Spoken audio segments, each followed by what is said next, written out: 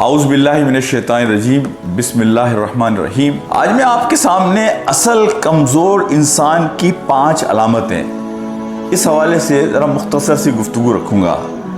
پہلی علامت جو کمزور انسان ہے اس کی یہ ہے کہ وہ کبھی معاف نہیں کرتا۔ معاف کرنا اور معافی مانگنا حقیقت میں بہادر لوگوں کا کام ہوتا ہے۔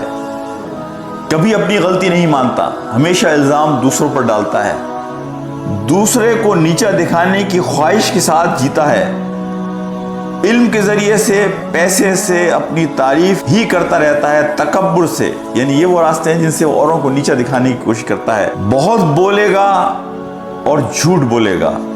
رومی کہتے ہیں کہ خاموشی جو ہے وہ سمندر ہے اور بولنا جو ہے وہ دریا ہے۔ بولنا جسم کا عمل ہے اور خاموشی روح کا عمل ہے۔ وہ ہمارے بزرگ ایک بات کہتے ہیں، بہت بولنے والے کی مجبوری ہے کہ جھوٹ اور سچ کو ملا کر بولتا ہے اور ہر بات کو پرسنل لے لیتا ہے۔